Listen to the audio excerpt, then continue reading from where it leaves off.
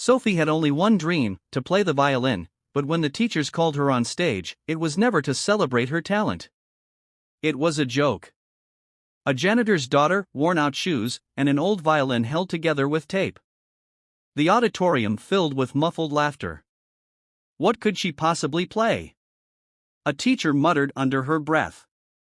But the moment Sophie drew her bow across the strings, the room fell silent, spines straightened, breaths hitched, and within seconds, everything changed. Before we start, like this video and comment where you're watching from. Your support helps us bring more powerful stories. Now, let's begin. The auditorium was packed with students and teachers, their whispers and laughter echoing off the walls. Sophie stood at the edge of the stage, gripping the violin so tightly that her knuckles turned white. Her father's janitor uniform was barely visible from behind the curtain, but she knew he was there, watching with quiet pride. The moment she had always dreamed of was finally here, but not for the reason she had hoped. It had started as a cruel joke. "Why don't we let Sophie play?" one of the teachers had suggested during the talent show rehearsals, smirking as she said it. The other staff members had exchanged amused glances, knowing exactly what she meant. Sophie had never been part of the music program. She had never been offered lessons. She had only been seen cleaning the music room after school while her father mopped the hallways. The idea of her performing on stage was ridiculous to them. Sophie had hesitated when they called her name, feeling the weight of 100 eyes on her. The students snickered, nudging each other. A few whispered insults reached her ears. She had learned to ignore them over the years, but tonight, they stung more than usual. She stepped forward, her old shoes barely making a sound on the polished wood. The violin in her hands had been a gift from her father, found in a storage closet and repaired with glue and determination. It was not perfect, but it was hers. A microphone screeched as a teacher cleared her throat. "Let us see what you've got, Sophie," she said, her voice laced with condescension. Sophie took a deep breath. Her fingers trembled as she positioned them on the strings. The bow felt heavier than usual. Then, she played. The first note rang out, piercing through the murmurs like a lightning bolt. The laughter died instantly. The air shifted. A deep, haunting melody filled the room, rich with emotion. It was not just music, it was a story, a lifetime of pain and resilience woven into every note. The teachers exchanged glances, their amusement replaced with disbelief. The students sat frozen, their expressions unreadable. Even the principal, who had been checking his watch moments ago, leaned forward in his seat. Sophie closed her eyes, letting the music consume her. She did not need their approval. She did not need their validation. She had spent years watching others play from the shadows, memorizing every movement, every technique. She had practiced in secret, using borrowed sheet music and broken strings.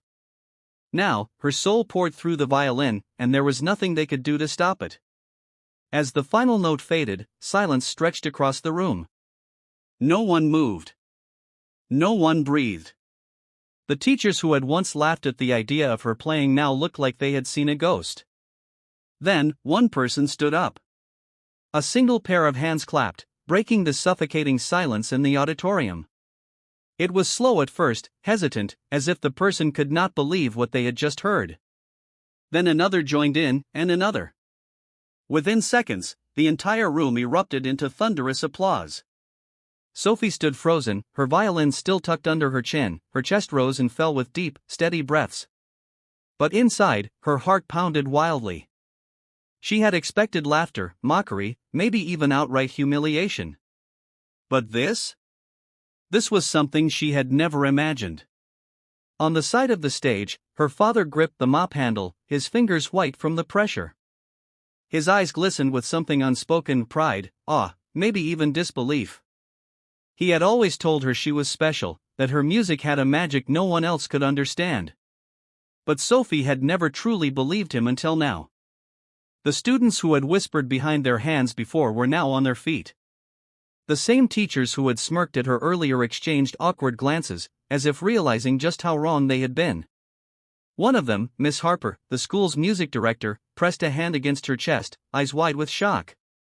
Sophie finally lowered the violin. She wanted to move, to walk off the stage and disappear into the safety of the backstage area, but her legs refused to cooperate.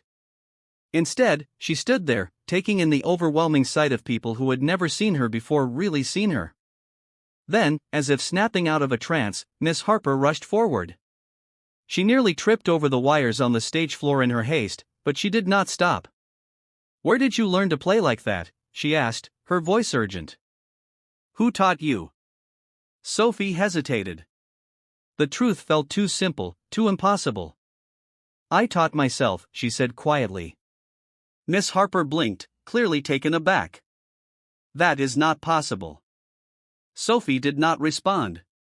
She simply held on to her violin, feeling the weight of years of practice, stolen moments of rehearsing in empty rooms, using broken strings and borrowed bows. Another teacher, Mr. Reynolds, stepped forward. "You've never had lessons?" "No formal training?" he asked. Sophie shook her head. "Just my dad's old records and whatever I could find online." Miss Harper turned back toward the other teachers, her expression unreadable. Then she faced Sophie again. "You need to audition for Juilliard." The words sent a shockwave through the room. Gasps rippled through the crowd. The students who had once dismissed her now looked at her with something entirely new: admiration, maybe even envy. Sophie felt her throat tighten. Juilliard?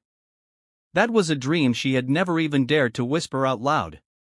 It was impossible, completely out of reach. "I cannot," she said, before she could stop herself. Miss Harper frowned. "Why not?" Sophie glanced toward the side of the stage, where her father stood. His uniform was wrinkled, his hands still damp from hours of cleaning.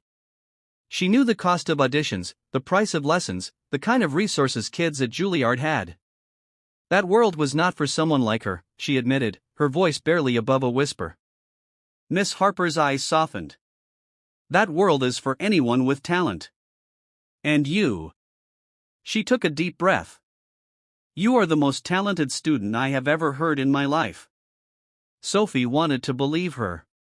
She wanted to let the warmth of those words sink in, but doubt clung to her like a second skin. Then, from the back of the auditorium, a voice cut through the noise. "I will pay for her audition." A stunned silence fell over the auditorium. Heads turned toward the back of the room, searching for the source of the voice. Sophie's breath hitched as she spotted a man rising from one of the seats near the exit. He was tall, dressed in a sharp navy suit, his salt and pepper hair neatly combed back. His presence alone commanded attention. Miss Harper took a step forward, her eyes narrowing slightly, as if trying to place him. "I am sorry, but who are you?" she asked. The man gave a small, knowing smile as he walked down the aisle, his polished shoes clicking against the floor. "Daniel Whitmore," he said. A murmur spread through the teachers. Even Sophie recognized the name. Whitmore was one of the most renowned violinists in the country, a Juilliard graduate, a former symphony concertmaster, and now a prestigious music patron who scouted for talent. You are Daniel Whitmore?" Miss Harper breathed, her voice tinged with disbelief. "You are here at our school?" Whitmore reached the edge of the stage, his gaze fixed on Sophie. "I was supposed to leave an hour ago," he admitted, "but I stayed when I heard someone tuning a violin backstage. I thought it was a recording at first, but then she started playing, and I knew I had to see for myself." Sophie's pulse pounded in her ears. She had no idea how to respond, so she simply stood there, gripping her violin as if it were the only thing keeping her steady. Whitmore turned to Miss Harper. "You were right. This girl has something special, and talent like that should never be wasted." He looked back at Sophie. "If the audition fees are a problem, consider them taken care of." The murmurs in the crowd turned into gasps. A few students whispered furiously among themselves, unable to believe what they were witnessing. The teachers exchanged glances, some looking embarrassed, others amazed. Sophie's father took a cautious step forward from the side of the stage, his eyes wary.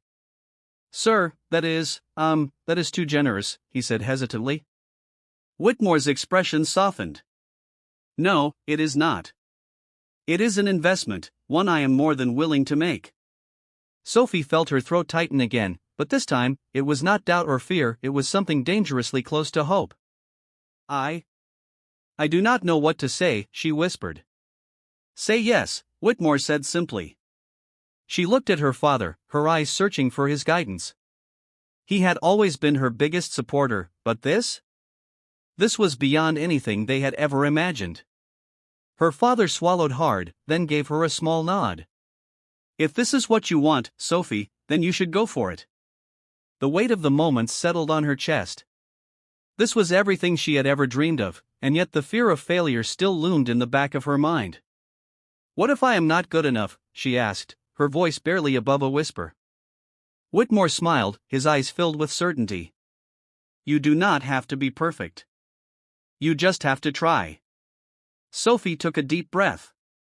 She thought of all the time she had played alone in empty rooms, all the time she had dreamed of something bigger but had never dared to believe in it. She looked back at Whitmore, then at Miss Harper, then finally at her father, and in that moment, she made her decision. Okay, she said, her voice steady. I will do it. The applause that followed was louder than anything she had ever heard. The moment Sophie said yes, everything changed. The tension in the auditorium dissolved into a mixture of awe and excitement. Students whispered furiously among themselves, their eyes flickering between Sophie and Daniel Whitmore. Some of the teachers still looked skeptical, but others seemed shaken, as if realizing they had just witnessed something far bigger than a simple school performance. Whitmore extended his hand toward Sophie. Come with me, he said. There is someone you need to meet. Sophie hesitated. She glanced at her father, whose expression was unreadable, but he gave her a reassuring nod. Taking a deep breath, she stepped down from the stage. The crowd parted as she followed Whitmore toward the exit. Miss Harper trailed behind them, looking both curious and slightly apprehensive. As they stepped outside into the crisp autumn air, Sophie's heart pounded. She had no idea what was happening, but she knew one thing for sure: this was a turning point. A sleek black car was parked by the curb. The driver, a man in a pressed suit, stepped out and opened the door. Whitmore gestured for Sophie to get in. Where are we going? She asked, her voice small. Whitmore gave her a knowing smile. Trust me. She slid into the seat, her violin still clutched tightly in her lap. Her father hesitated for a moment before getting in beside her. Miss Harper, looking unsure, remained on the sidewalk as the door shut and the car pulled away. The ride was silent. Sophie stared out the window, watching the town blur past. Every so often, she stole a glance at Whitmore, who seemed perfectly at ease. Minutes later, the car pulled up in front of a grand building. Sophie's breath hitched as she read the gold-lettered sign above the entrance. Whitmore Conservatory of Music. She turned to him in shock. You are taking me here? Whitmore chuckled. You belong here. Her father exhaled sharply. Sir, we cannot afford. You do not have to, Whitmore interrupted. I am offering her a full scholarship. Sophie's head spun. A scholarship? Whitmore nodded. One of the most prestigious in the country. We rarely award it to students who have not formally auditioned, but after what I heard today, there is no doubt in my mind. Sophie swallowed, feeling the weight of the moment press down on her. But why me? Whitmore's expression turned serious.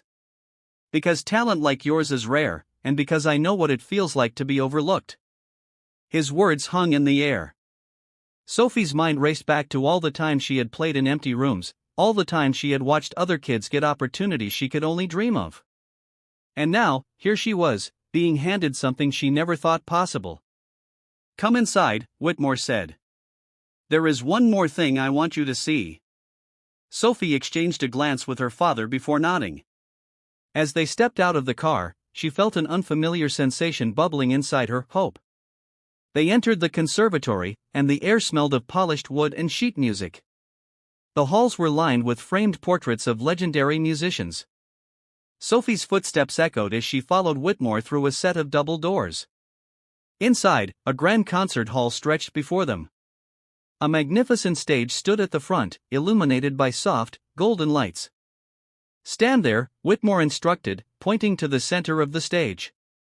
Sophie hesitated, but obeyed. The moment she stepped onto the polished wood, something shifted inside her. This was where she was meant to be. Whitmore handed her a sheet of music. Play this. She glanced at the notes, intricate, challenging, yet beautiful.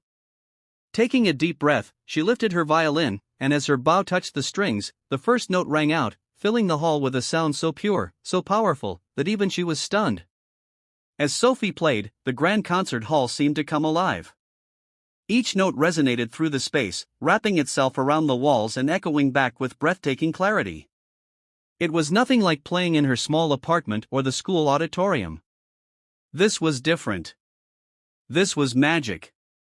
Her fingers danced over the strings, pouring every emotion she had ever felt into the music, the struggles, the loneliness, the quiet determination. All of it found a voice in the melody. It was as if the violin itself was telling her story, and for the first time, the world was truly listening. When the final note lingered in the air, silence followed. A heavy charge. Sophie lowered her bow, her chest rising and falling with deep breaths. She looked up, expecting Whitmore to say something, but he simply stood there, hands clasped, his expression unreadable. Then he smiled. "I knew it," he said softly. "You are exactly what I thought you were." Her father stepped forward, his eyes glassy. That was incredible." Sophie let out a breathless laugh, still trying to process everything. She had played in front of a world-renowned musician, inside one of the most prestigious conservatories in the country, and she had not just played. She had thrived. Whitmore turned toward the stage entrance. "There is someone I want you to meet." Sophie's stomach tightened with nerves as the door opened. A woman in an elegant black dress stepped inside. She carried herself with quiet authority, her gaze sharp yet kind. Sophie recognized her instantly. Eleanor Finch, the director of the Whitmore Conservatory. She approached Sophie, studying her carefully. "Daniel told me about you," she said, "but hearing you play? That was something else." Sophie gripped her violin tightly. "Thank you." Finch nodded, then turned to Whitmore. "You were right. She is exceptional." Whitmore chuckled. "I usually am." Finch focused on Sophie again. "We would like to offer you a place here, effective immediately." Sophie's breath caught. "You mean I could study here, with full tuition covered?" Finch confirmed. "Room and board as well. If you accept, you will have access to world-class instructors, resources, and opportunities that most musicians only dream of." Sophie's heart pounded. This was more than she had ever dared to hope for. But before she could answer, a doubt crept into her mind. "What about my dad?" she asked, turning to him. "I cannot leave him behind." Her father smiled, his eyes filled with pride. "Sophie, this is your dream. You have to go after it." "But I will be fine," he assured her. "You have spent your whole life looking out for me. Now it is time for you to do something for yourself." Sophie swallowed hard, emotions crashing over her. She had never imagined this moment would come so soon. But standing in this hall, surrounded by people who believed in her, she knew what her answer had to be. "Yes," she whispered, then stronger, "yes, I accept."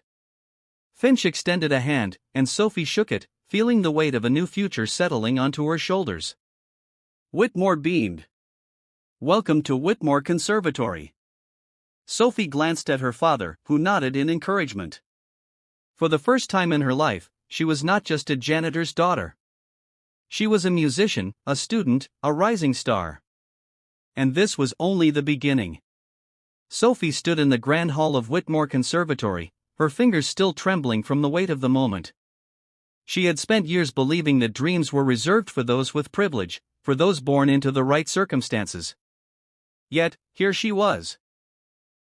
Not just standing among them, but being welcomed as one of them. The reality of it still felt unreal. Her father pulled her into a tight embrace. "I am so proud of you, Sophie," his voice thick with emotion. "Your mother would have been too." Tears burned in her eyes as she whispered, "I hope so." Daniel Whitmore placed a reassuring hand on her shoulder. "This is your new beginning. But remember, talent alone is never enough. You will have to work harder than ever before." Sophie nodded. She had never shied away from hard work. Within days, she moved into the student dormitory, a place so different from her small apartment that it felt like another world.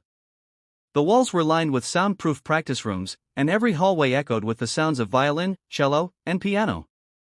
Students moved with quiet confidence, their eyes filled with ambition. Sophie felt out of place, but she reminded herself she had earned this. Her first class was with Professor Callahan, a strict but respected instructor known for producing some of the best violinists in the country. He watched as she positioned her violin and played a piece she had memorized long ago. The moment she finished, he stared at her with an unreadable expression. "You play with feeling," he said finally, "but your technique needs refinement. We will fix that." Sophie braced herself for long hours of practice, but nothing could have prepared her for the intensity of the training. Her fingers ached. Her back protested. But she refused to quit. Every night, when exhaustion threatened to consume her, she thought about her father, about all the time she had played in secret, believing that no one would ever hear her. Now, the world was listening. Weeks passed, and Sophie's progress became undeniable.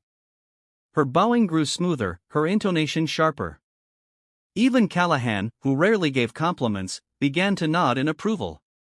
Other students who once dismissed her as an outsider started to take notice.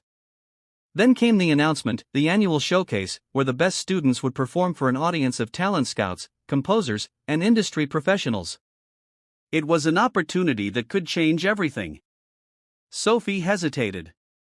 She had only been at the conservatory for a short time. Was she ready for something this big? "You should audition," Whitmore encouraged her. "You have more than just skills. Sophie, you have something that cannot be taught." Her father echoed the sentiment. "You have never backed down before. Do not start now." With a deep breath, Sophie signed up. The night of the showcase arrived faster than she expected. As she stepped onto the stage, she saw a familiar face in the audience, Mr. Reynolds, her old music teacher. The man who had dismissed her as nothing more than a janitor's daughter. For a moment, nerves threatened to consume her, but then she lifted her violin, closed her eyes, and played. This time, there was no hesitation. No doubt. The music swelled, carrying every emotion she had ever felt, every struggle, every victory. The audience sat frozen, captivated by the raw beauty of it.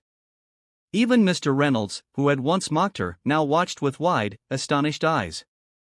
When the final note faded into silence, the room remained still for just a second, before erupting into applause. Sophie stood there, breathless, as people rose to their feet, clapping, cheering. She had done it. And as she looked out into the crowd, she knew this was only the beginning. The applause felt like a wave crashing over her, and for a moment, Sophie felt as though she were floating. She had done it, she had overcome the doubt, the fear, the ridicule. She had proven herself. As the room erupted in cheers, Sophie's eyes searched for her father. And when she saw him, standing near the back of the auditorium, his face illuminated by the stage lights, she saw something she had never seen before: complete, unfiltered pride. Her father, who had spent years working tirelessly to support her and her dreams, had always been her rock. He had always encouraged her, even when things seemed impossible. But now, seeing him watching her from the back of the auditorium, Sophie understood just how much he had believed in her all along. He had always known this day would come, she was just too afraid to believe in it herself. Sophie stepped off the stage, her heart still racing. She tried to steady her breathing, but it felt like her pulse was still in sync with the music she had just played. Her legs felt wobbly, but the adrenaline still surged through her. She had done something that no one, not even she, had thought possible. She had taken a risk, and it had paid off. As she made her way through the backstage area, Sophie was met by several students who had been watching her performance. They were staring at her with expressions that were both awestruck and respectful. She could tell they had never seen her in this light before, not as the janitor's daughter, but as a true musician. That was amazing, one of the students said, her voice filled with admiration. Yeah, you played with so much feeling, another added. I didn't know you had it in you. Sophie smiled nervously. Thank you, she said, but her mind was still on what had just happened, on how everything had shifted in the span of a few minutes. She hadn't expected this kind of reaction. The whispers, the dismissive looks from before, had faded into nothing. In their place was something entirely different, respect. And she wasn't sure how to handle it. As Sophie walked off the stage, she found herself standing at the edge of the crowd. She was about to leave when she heard a familiar voice call her name. She turned and saw Miss Harper hurrying toward her. Sophie, Miss Harper said, her tone far more respectful than before. I need to speak with you. Sophie nodded, unsure of what to expect. Miss Harper had been one of the teachers who had made the cruel suggestion to let Sophie play in the talent show as a joke. Sophie had never forgotten that moment, nor the way the other teachers had chuckled at her expense. But now, the look in Miss Harper's eyes was different. There was no mockery, only something that resembled genuine interest. Sophie, I need to apologize, Miss Harper began, her voice soft and sincere. For everything I said, for everything we all said. I never should have doubted you. I see now that you have something special, and I was wrong to assume otherwise. I was wrong. Sophie stood there, unsure how to respond. She hadn't expected an apology from Miss Harper, or any of the teachers. But here it was. The woman who had dismissed her, who had laughed at her, was standing in front of her, acknowledging her talent. Thank you, Sophie said, her voice barely above a whisper. I appreciate it. Miss Harper smiled, though there was a hint of regret in her expression. No, Sophie. You deserve more than an apology. You deserve every chance to succeed, and I intend to make sure you get it. At that moment, Sophie wasn't sure what to say. She had always dreamed of this, of being seen for her talent, for her hard work, for her potential. But now, standing here, with the weight of everything she had achieved settling over her, Sophie realized that this was just the beginning. There was so much more ahead, and she wasn't going to let anyone or anything stand in her way. Sophie, Miss Harper continued, I want you to know that I will help you with whatever you need, be it lessons, additions, guidance, or anything else. I see now that you are more than capable of achieving anything you set your mind to. Sophie nodded, trying to absorb it all. It was so much to take in. But somewhere inside her, the doubts that had once clouded her vision began to clear. She had always known she had it in her, but now, others were starting to see it, too. As Miss Harper walked away, Sophie couldn't help but smile. It was strange, this feeling. It was like she was waking up from a long, dark sleep and realizing she was capable of far more than she had ever imagined. She had played her heart out for the first time, and it had paid off in ways she couldn't have predicted. Sophie took one last glance at the stage, feeling a rush of pride. This had been her moment. And it was just the beginning. Back in the audience, her father stood, his eyes following her every move. Sophie could feel his gaze on her, like an invisible thread pulling her back to him. She crossed the room to join him, and when he saw her approaching, his face lit up with joy. You did it, he said, his voice thick with emotion. I knew you would. Sophie smiled up at him, feeling her chest swell with a mixture of gratitude and disbelief. I couldn't have done it without you, she said softly. You've always believed in me, even when I didn't believe in myself. Her father squeezed her hand. That's because I know you. You have something no one else has. And I'm so proud of you. Sophie felt her throat tighten as she struggled to hold back the tears. It had been a long road, one filled with uncertainty, struggle, and sacrifice. But now, standing beside her father, knowing that everything she had dreamed of was finally coming true, Sophie couldn't help but feel that it had all been worth it. The applause still echoed in her ears, and as she looked back at the stage one final time, Sophie knew that her journey was far from over. She had taken the first step, but there was so much more to achieve. And with her father by her side, and the world now watching, Sophie was ready to see where her music would take her. And so, as the evening came to a close, Sophie made a promise to herself. She would never stop playing. she would never stop dreaming. And no matter what challenges lay ahead, she would keep going, with the music in her heart and the support of those who believed in her. This was just the beginning. In the following days, Sophie's life changed in ways she could never have imagined. As the news of her incredible performance spread throughout the conservatory, people began to notice her. The once cold and dismissive stares from the other students transformed into looks of curiosity and admiration. Sophie was no longer the janitor's daughter who cleaned the music rooms after hours, she was the girl who had stunned the entire auditorium with her talent. And it felt surreal. She had never been treated like this before. The students who had once whispered behind her back now sought her out, eager to get to know her. They asked her about her background, her music, her practice routine. Sophie was hesitant at first. She wasn't used to being the center of attention, let alone being seen as an equal among the very students who had once looked down on her. But as the days passed, she began to embrace it. She had worked hard for this moment, and now, she had earned the respect of her peers. The next few weeks were a whirlwind. She was thrust into a schedule that was far more demanding than anything she had ever experienced. Early mornings spent in practice rooms, long hours of lessons, and endless rehearsals filled every day. But for Sophie, it didn't feel like a burden. Every moment spent with her violin felt like a gift, a chance to grow, to learn, and to push herself further than she ever thought possible. Professor Callahan, despite his gruff demeanor, had become one of her biggest supporters. He pushed her harder than anyone else, constantly challenging her to reach new heights. And even though his critiques were often harsh, Sophie knew they were meant to make her better. He saw something in her that no one else had ever seen, a raw, untapped potential, and he was determined to help her refine it. But it wasn't just the professors who noticed her growth. The other students, too, began to see her as more than just the janitor's daughter. They began to seek her out for advice on technique, to ask her to practice together, to share their own experiences and struggles. Sophie had never had a group of friends who cared about her like this before. She felt like she was finally part of something bigger than herself, a community of musicians who understood her passion and her drive. One evening, as Sophie was practicing in one of the conservatory's soundproof rooms, she heard a soft knock on the door. Startled, she stopped playing and looked up to see a familiar face standing in the doorway. It was Miss Harper, the same teacher who had once mocked her and doubted her abilities.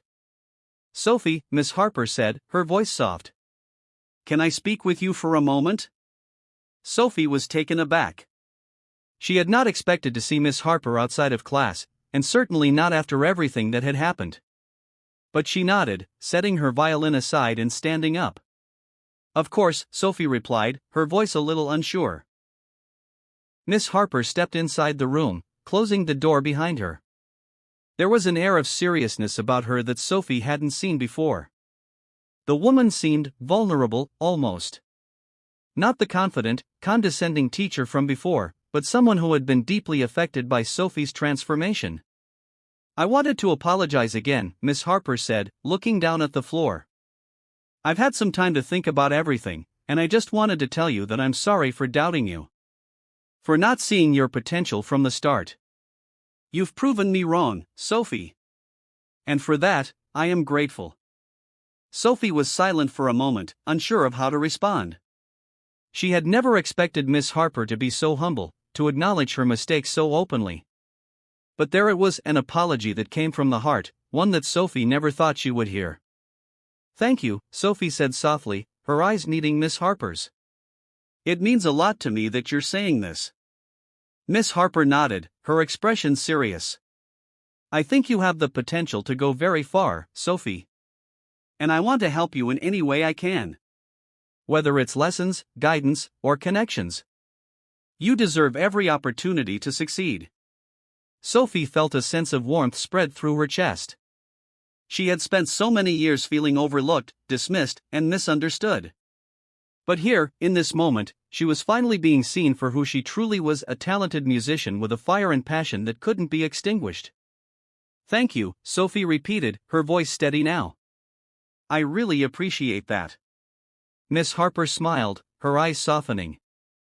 "I know this journey won't be easy for you, but I believe in you.